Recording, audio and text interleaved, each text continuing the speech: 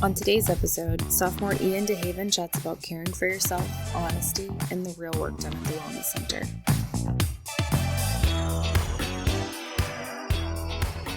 Of the Ways to Flourish podcast. We're here today with Ian DeHaven. So what are you studying here, Ian? I'm studying international relations here. Very excited about it. It's not technically government, but I've been on the edge of my seat, so it's good to think about wellness from time to time. What led you down that path? I was one of those freshmen that was like, I came here with a bunch of credits and I'm going to declare really early. So I am a sophomore now, but I really like the coursework. I just think it's so interdisciplinary that I can go into a whole bunch of areas with it. So it's just engaging. Let's talk a little bit about the climate of William and Mary in general for you. What's that experience been like?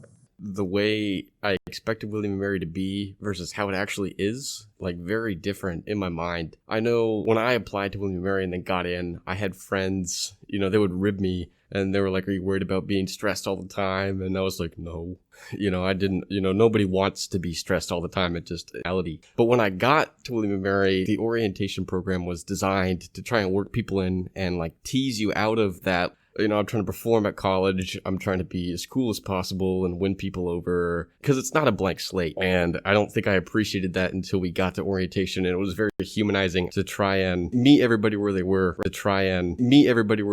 rather than tear it off like, hi, I'm Ian DeHaven. You said that your friends expected for you to be stressed. You're not experiencing that so much right now. It depends, right now I feel pretty good, but there are things that I can do pretty much all the time, but I try not to get too beat up about school because I know the standards are pretty high in college already. It sounds like you've really been able to navigate that sense of harmony between your academics and finding those times for pause. Yeah, I took the flourishing class with Kelly Grace, and I'm not as adherent as I perhaps could be, but I think about it. That means I'll go to the student exchange and binge sour Skittles or, buy coffee. I get 8 hours of sleep. I'm like, yeah, I really want the double shot espresso. But just understanding that there are ways that you can control your life, that you still have agency, and realizing them in a way that makes you feel good.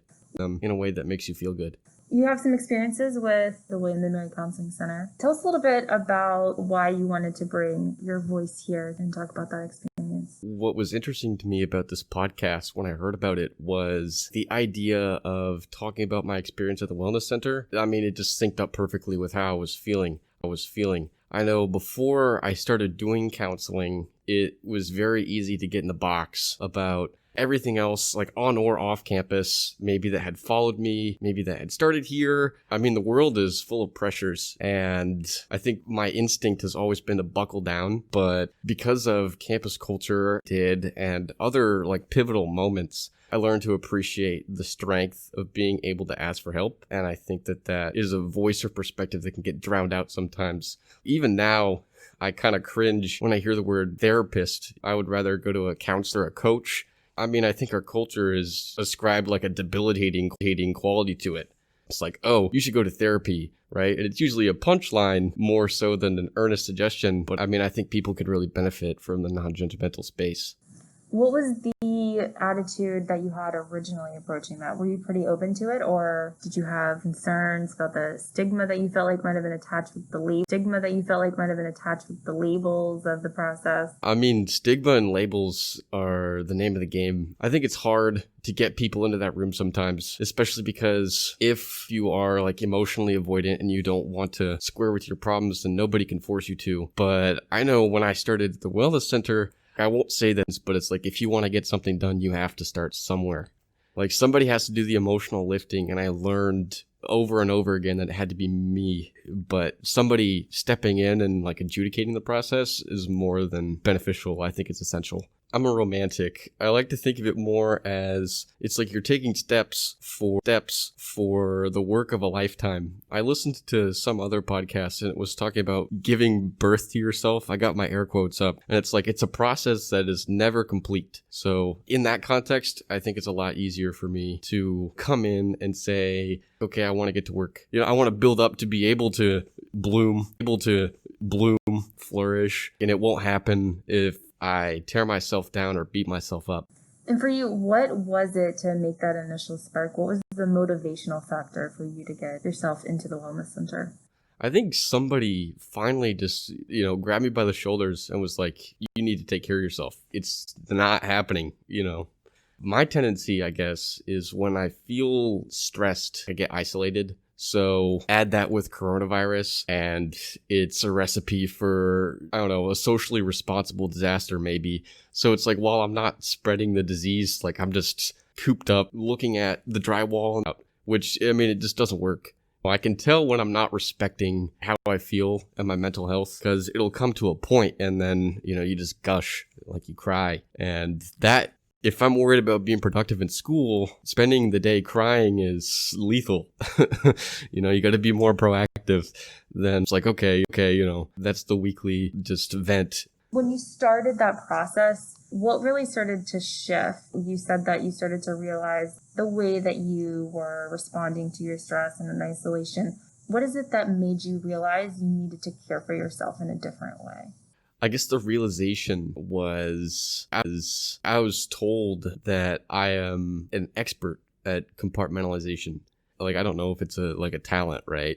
But I could be just crying, upset, and over years and years of, like, I don't know what you want to blame for it, just conditioning. You can pull it together, make sure your throat isn't choked. Sometimes you have to say things, just lots of hard truths. And I guess dealing with that, I was always very cerebral. I look to try and connect dots, but the dots aren't always there, and you can't live hoping for somebody or anybody else to give you closure. So you have to allow yourself to begin that process and understand that you won't always understand. Tell us, what is this mask off honesty that you brought up to us before? Mask off honesty, though, don't take it so literally, right? Just not on message for coronavirus. But I think that idea is there are a lot of spaces that I interact in on campus, even now, where it's hard to uphold my commitment to my schoolwork while being honest to myself. And I don't want an excuse, but I think that if the wellness center and like wellness in general weren't so stigmatized, it would be easier not performing 100% right now. I am not a star.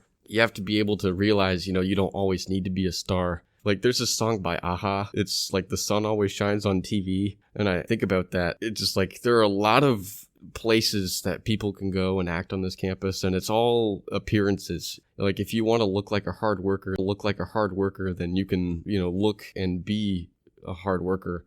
But whether you actually identify like that, whether that's actually true to who you are, is a different story. I think that the environment we're in creates a glorification of stress, creates a, like, I am doing so well like never before, but it's just not always there. Why do you think we're so stigmatized?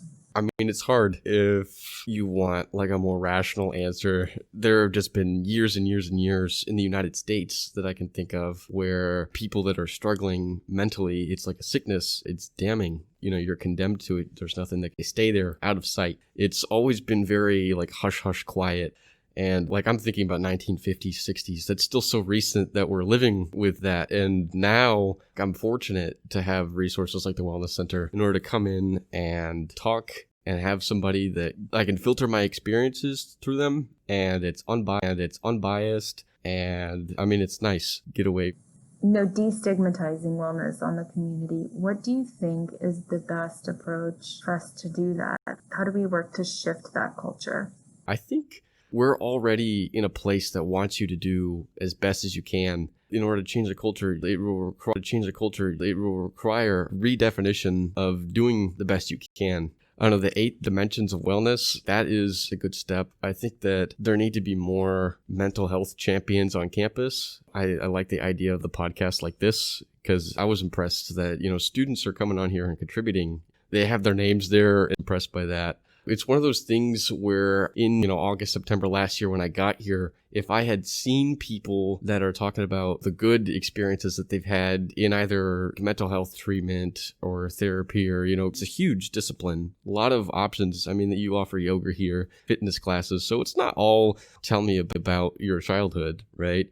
I think if I had seen that, and I think if I had been able to identify with somebody who was experiencing the same great loss that I was, that I would have been called in here earlier. And I think that one piece, we implement a lot of integrative wellness offerings. And really the purpose of that is that you have these opportunities that occur every day as an opportunity for you to step into self-care. And that's why they're here. The purpose and intention behind them is for you to have that opportunity to implement that care. And I think that it's important that, as we look at the Wellness Center and recognize the diversity of the programs that are available. Thinking about pretty much just the work that I do with my counselor, it just reminders, make sure I'm taking care of myself, because if I don't put it on the calendar, sometimes it just doesn't get done. So this is one way to do that, and go in there, talk about, whatever is bothering me, and think about it in the context of my life and facilitate it in an environment that is academically sound, like empirically valid, versus, I talk to my friends. It's just, I would rather have a practicing psychologist affirm what I'm feeling than like I don't know, dude, you should ghost her. You know what I mean? Well, this has been wonderful to have you in. I'm so glad that you stepped in to share your experience and your voice and your perspective. Very glad to have you with us here today. Yeah, thank you.